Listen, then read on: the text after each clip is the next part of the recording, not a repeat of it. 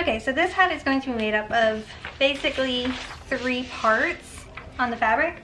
We have this, which is just like your basic cotton canvas, a very lightweight cotton canvas, and I like to cut it out of that to provide some structure to the hat.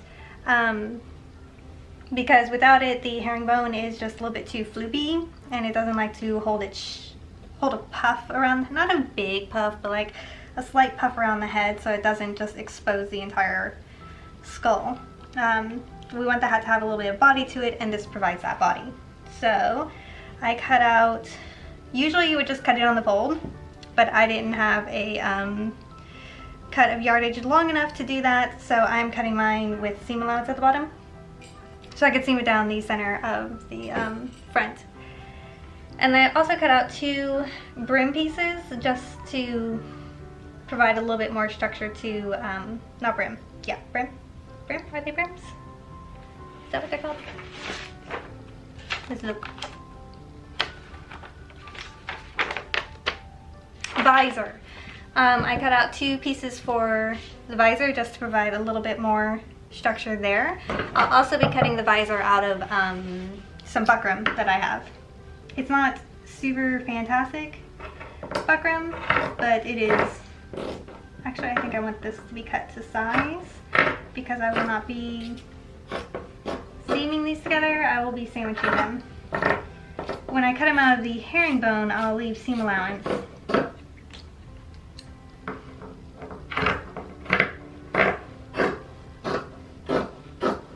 But the buckram will provide the stiffness, and then these will just kind of give it like a little bit more teeth, I guess you could say. So the hat pieces, I'm just going to eyeball it on the seam allowance because I do have sewing lines on here.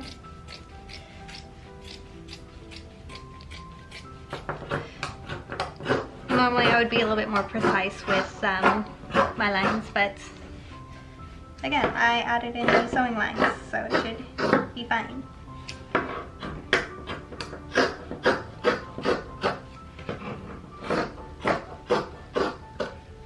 You want to be fairly precise though when you actually do cut this out, because if, like on the actual fabric that you're going to use, because if you don't, it will affect the fit of the hat. Ask me how I know.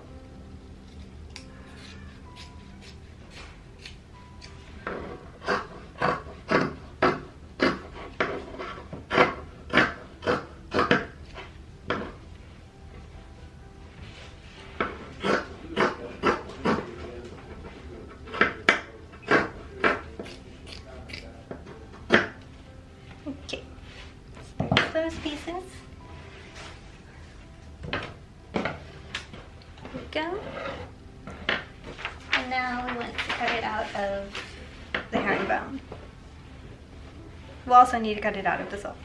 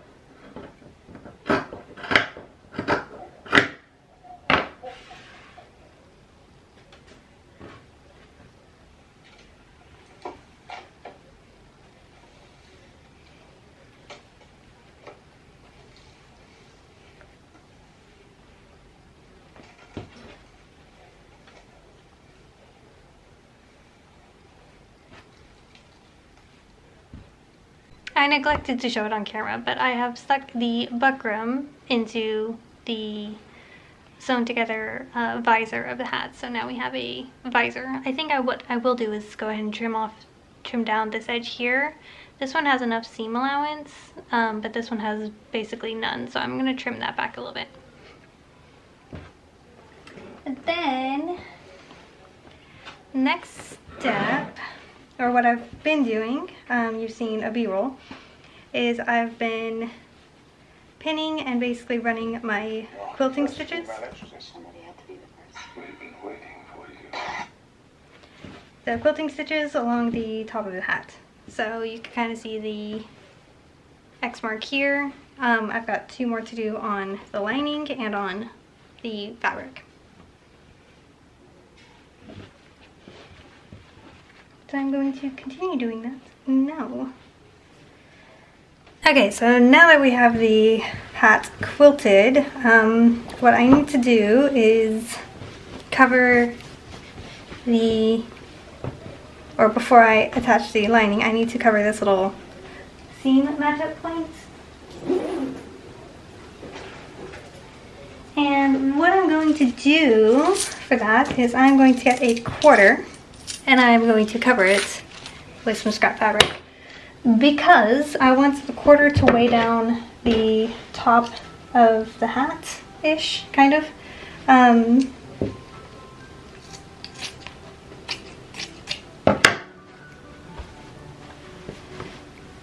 It'll just act as a nice little weight on the top of the hat, basically, is what I'm going for there.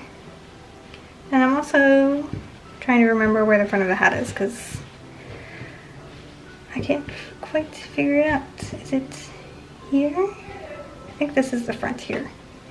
So I'm going to put a pin to mark the front because I always forget. Is that the front? Or is that the front? I think this is the front.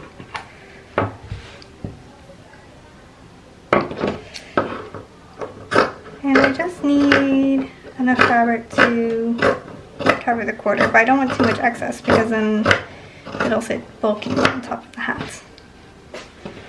And to attach that, we are just going to run some gathering stitches along the edge.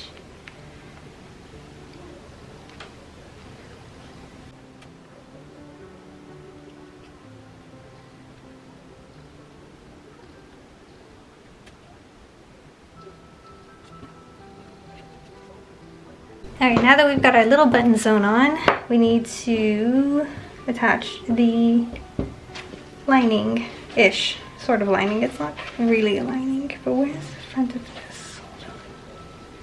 This is the front. Yeah. Okay, so we're just gonna shove that in there.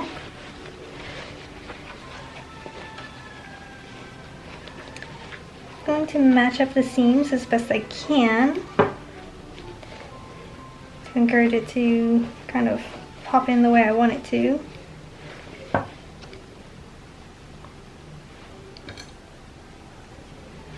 Temporary pins.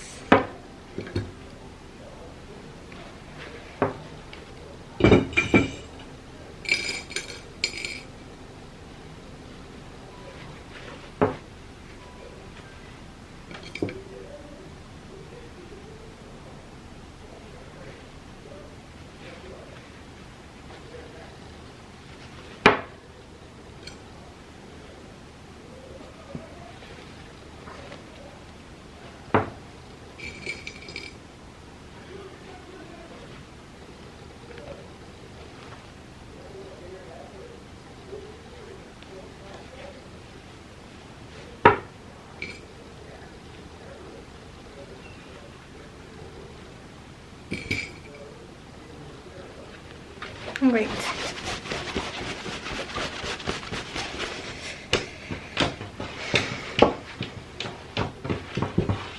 We have that, and then there's the inside. So I'm going to base this, and then I'm going to make up the lining. I completely forgot I'm supposed to be filming this. So sorry. Let me walk you through what I've done. So I went ahead and made up the lining. It is made the exact same way as the cap of the hat is. So there's that. And then what I did was, I'm sure you could see, is I basted it to the other two portions of the hat. So you have the lining, then the paisley, and then this red fabric that you could barely see is the canvas hat, providing a little bit more body. And then of course we have the body of the cap itself too, the herringbone. And then when I added the lining is when I basted in the visor of the hat.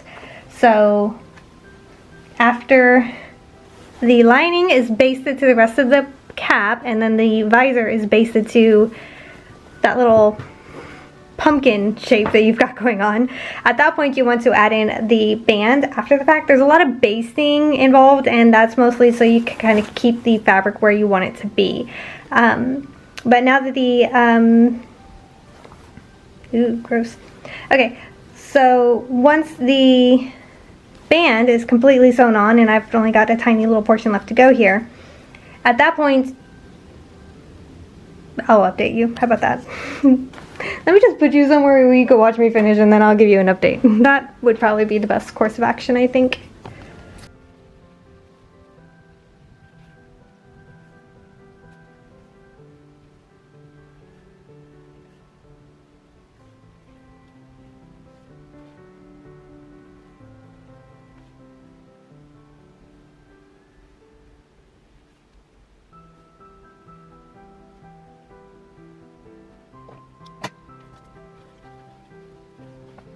Okay, so now that the binding is fully put onto the hat, what we want to do is go ahead and tack it down on the opposite side.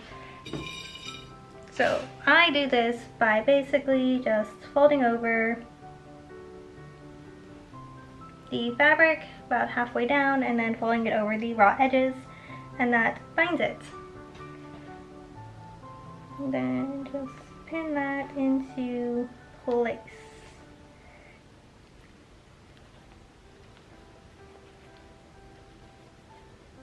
The fabric might twist a bit.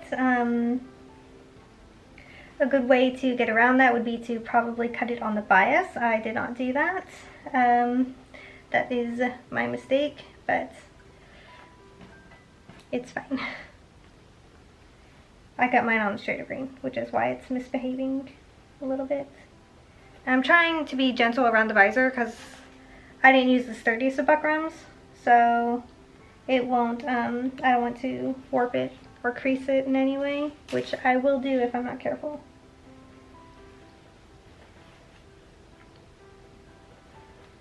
But yeah, basically we just want to hide all of those raw edges, and this will kind of give a comfortable rest for where the hat will hug the head.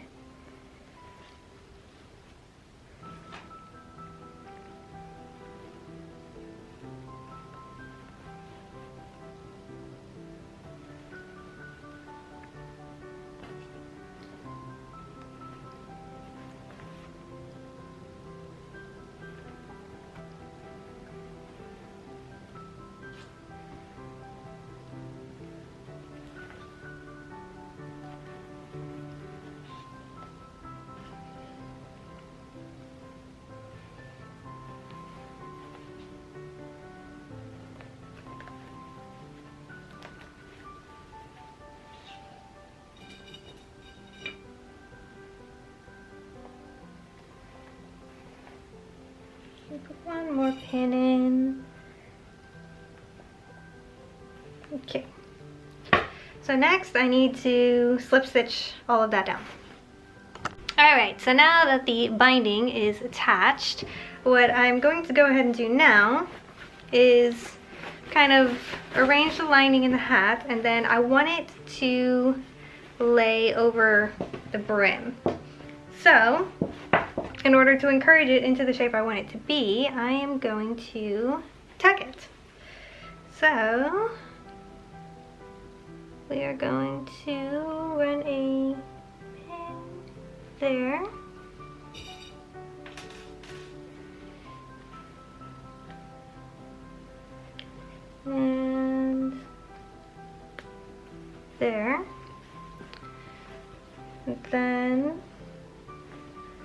Gonna tack it here.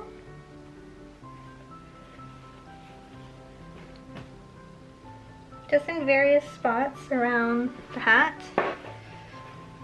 We're just going to push it down to lay on top.